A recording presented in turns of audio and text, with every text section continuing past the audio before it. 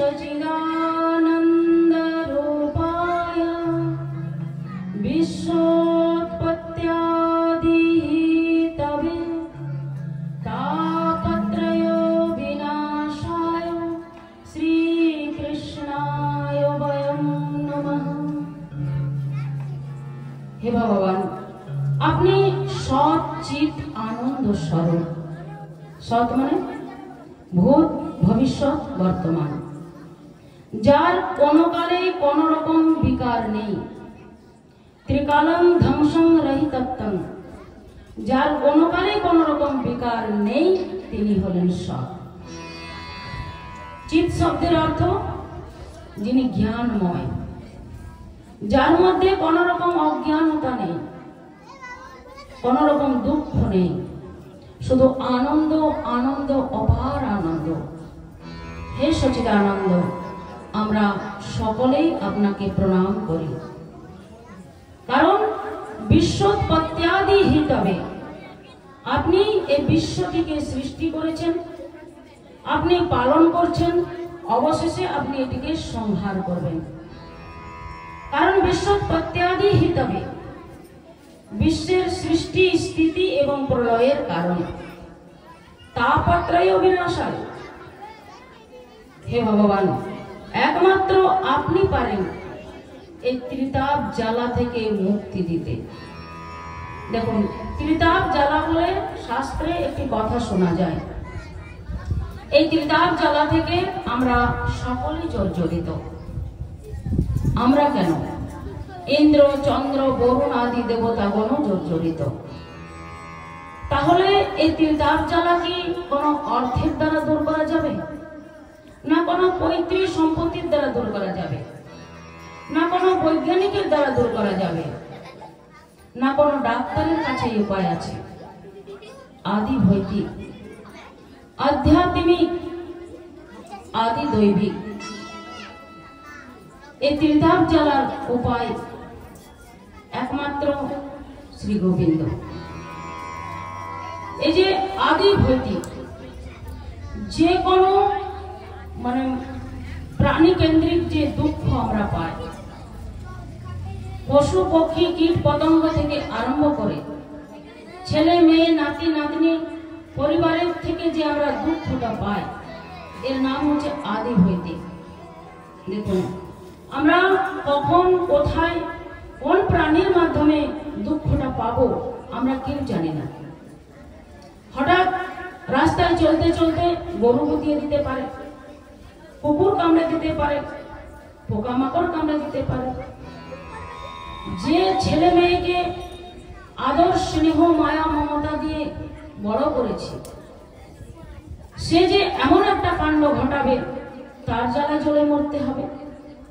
যে সহোদর ভাই বোন একই মায়ের পেট থেকে জন্মগ্রহণ করেছে, সে এমন একটা আচরণ করে বসবে, তার জ্বালায় জ্বলে মরতে হবে। বলার মতো কোনো উপায় নেই। ছেলে অবাধ্য, বাবার কথা শোনে না, মায়ের কথা শোনে না। মেয়ে অবাধ্য, মা বাবার কথা শোনে না। এটা কি কোনো অর্থের দ্বারা দূর করা যাবে? না কোনো বৈজ্ঞানিকের দ্বারা দূর করা যাবে? না কোনো ডাক্তারের হাতে এর উপায় আছে? আদি দৈবিক, ভূমিকম্প, ঝড়, বৃষ্টি, অনাবৃষ্টি, অতিবৃষ্টি, এর কখন কোথায় সে প্রাকৃত দুর্যোগের সম্মুখীন হতে হবে কেউ জানে না। আধ্যাত্মিক, রোগ ব্যাধি, মানসিক পীড়া, এর কোনো প্রতিকার নেই, মানুষের হাতে কোনো প্রতিকার নেই। দেখুন, যদিও রোগের প্রতিকার ওষুধের দ্বারা হয়, কিন্তু মানসিক যে প্রতিকার, মানসিক প্রতিকার ওষুধের দ্বারা হবে না। ভাবুন, আত্মীয় স্বজন, ছেলে মেয়ে নাতি নাতনি সব আছে, কিন্তু মনের মধ্যে বিষণ্ণতা। এর প্রতিকার কি কোনো অর্থ সম্পত্তির দ্বারা হবে? হবে না। এর প্রতিকার হচ্ছে একমাত্র গোবিন্দ, একমাত্র ভগবানই পারেন এর প্রতিকার করতে। এজন্য এখানে বলছেন মহামুনি বেদব্যাস যে তাপত্রয় বিনাশায় শ্রীকৃষ্ণায় বয়ং নমঃ। হে ভগবান, একমাত্র আপনি পারেন এই ত্রিতাপ জ্বালাকে মুক্তি দিতে। জয় রাধে।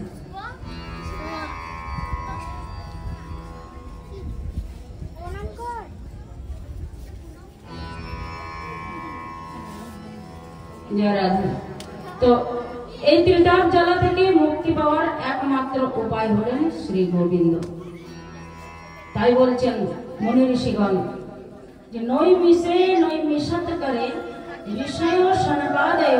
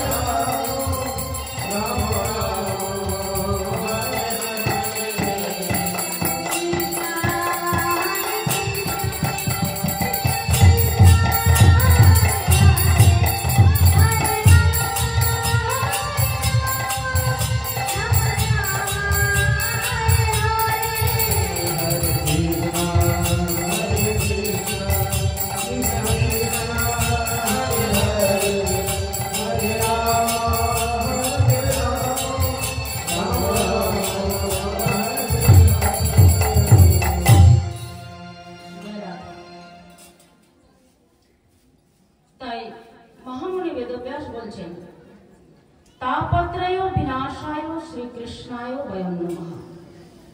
হে গোবিন্দ, আমরা সকলে তোমার চরণে শরণাপন্ন, কারণ একমাত্র তুমি পারো এই ত্রিতাপ জ্বালা থেকে মুক্তি দিতে। তাই আমরা সকলে তোমাকে প্রণাম করি। কথাটি একটু মনে রাখবেন, এই যে একটা শ্লোক যদি কেউ ভালো করে মনে রাখতে পারেন তাহলে তার জীবনে আমূল পরিবর্তন হয়ে যাবে।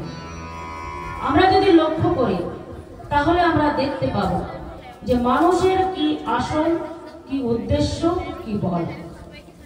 এখন মানুষ সরতে সরতে সরতে সরতে প্রায় পশুর মতো হয়ে গেছে। পশুর জীবনে যেরকম লক্ষ্য উদর ইন্দ্রিয় তর্পণ, সন্তান সন্ততি, তার বাইরে ভাবতে পারছেন না। মনুষ্য তাই নিজের উদর ইন্দ্রিয় সন্তান ছাড়া আর কিছু ভাবছে না।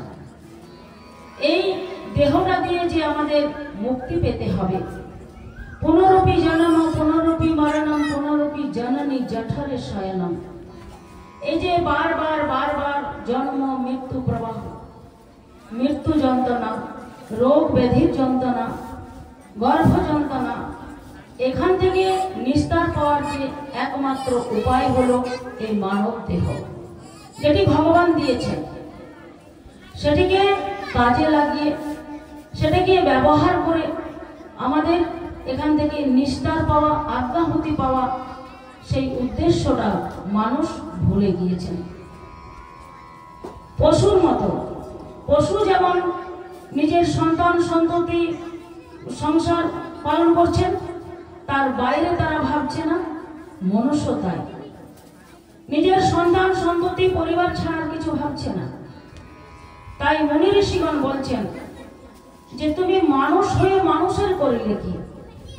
তুমি যে মানুষ দেহ পেলে, এ মানুষ দেহ দিয়ে তুমি কি কাজ করলে? একটা গাধা সারাদিন খাটে, কাজ করে, দুটো আহার পায়, দুটো বাচ্চা কাচ্চা হয়। একটা বলদ সারাদিন খাটে, কাজ করে, আহার করে, দুটো বাচ্চা কাচ্চা হয়, তারপরে মরে যায়।